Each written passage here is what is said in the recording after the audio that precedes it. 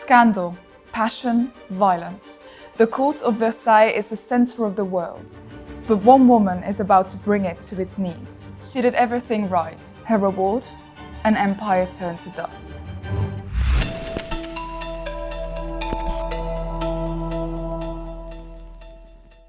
The cold morning air of December 1793 was filled with a mix of fear and excitement. In the heart of revolutionary Paris, people were piling up to see the execution of a lady that used to be the Diamond of Versailles.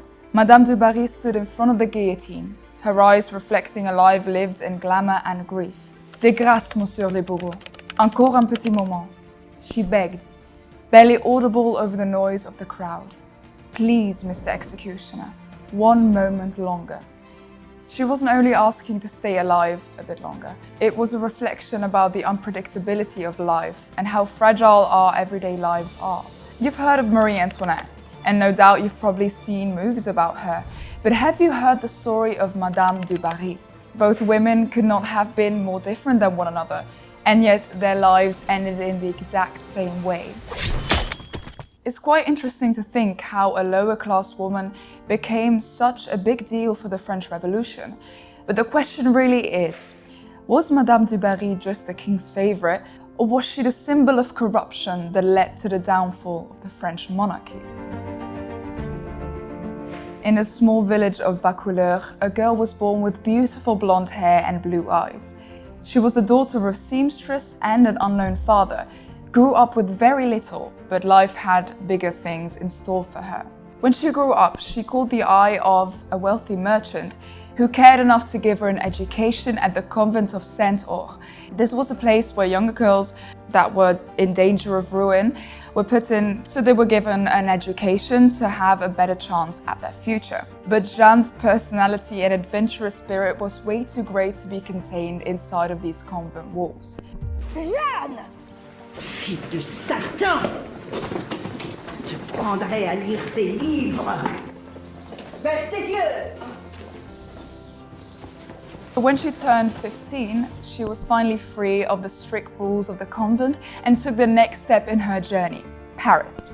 When she came to Paris, she started to take a lot of unusual, peculiar jobs, and she started to find out who she truly was inside, especially her more seductive side. She was too provocative for her own good, and her seductive side came out in this one episode. She became the reader to an elderly widow, and when this widow one evening walked down the stairs to go into her living room, she caught Jeanne having intimate relations with her two sons. Shocked by this occurrence, she immediately kicked the girl out, and she was left to find a new place to stay. Jeanne became the talk of town, from the poorest to the richest of gentlemen, and she started to hang out with aristocrats, courtesans, and this is where she climbed the stairs to her own success. So her charm and fame reached the ears of a wealthy patron called Jean-Baptiste du Barry.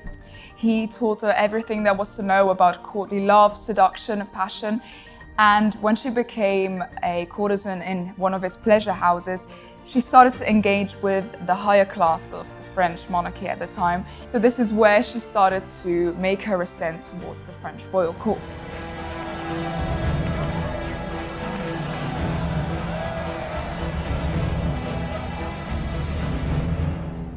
On one fateful evening, together with her other patron, Maréchal de Richelieu, she went to the court of Versailles and met the King Louis XV of France. The king was very sad, a widowed man. But as soon as he laid eyes on Jeanne, his eyes flew open. He finally saw the possibility of young love, of energy, of a new start to his life.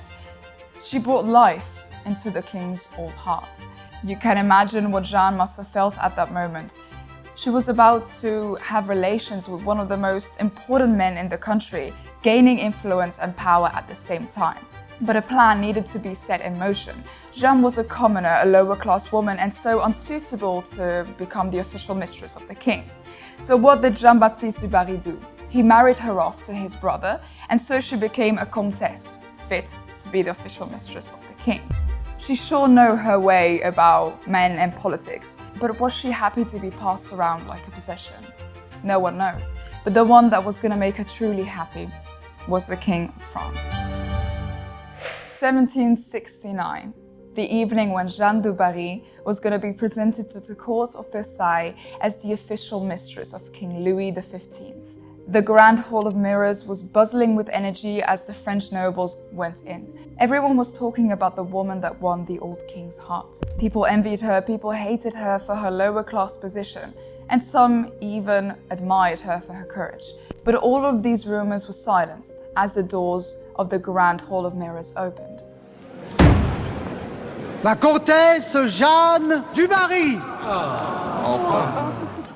Jeanne entered, a vision in a golden and white dress, stunning everyone at the first sight. She must have been afraid as she saw the wall of people approaching her. She might think, what are they gonna say? What do they think? What if the king finds out I'm only a lower class prostitute? But she held her head high, took a deep breath, and walked on. Maybe all of this jealousy was a good thing. She was a poor woman who managed to achieve something that no one else from her social standing had done.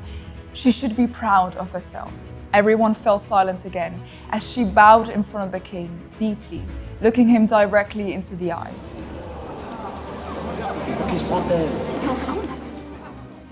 His eyes warmed up as soon as he laid eyes on her. "My dear," the king said with a warm voice, "welcome to Versailles." So you can imagine, as soon as she entered this position, she gained a lot of influence in wealth, power. She really thrived at the court of Versailles, even though she had to endure a lot of misfortunes, like people being jealous of her, people trying to ruin her reputation.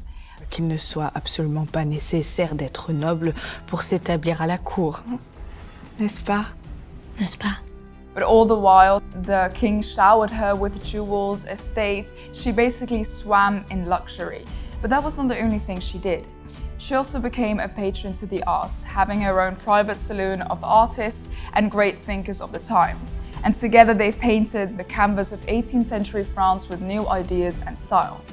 The 10th of May of 1774, King Louis XV sadly passed away and joined the kings of old.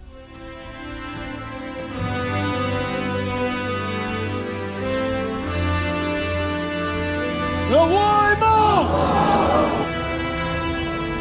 Vive le roi! The whole of France mourned his death, but they were ready to welcome a new king and queen, Louis XVI and Marie Antoinette. Sadly, this didn't mean any good for Jeanne. She was forced to leave Versailles and abandon her reputation that she created at court. She retired in her private estate in Louisiane, which was gifted by the king, until in the end, the French Revolution knocked on her door as well. Her story is deeply part of Versailles' history. The carriage rides, the extravagant diamond necklaces, paintings, sculptures. She did everything right. She caught the eye of the old king, securing her membership in one of the most famous courts in the world. Her reward? An empire turned to dust. Her story is not only about a woman that used her sexuality and charm to rise to the top. It's a story about inequality at a very vulnerable time in history. Jeanne isn't a victim.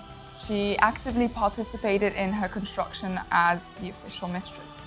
So I ask you, would you be amongst the crowd to condemn her for her sins, or would you pity her?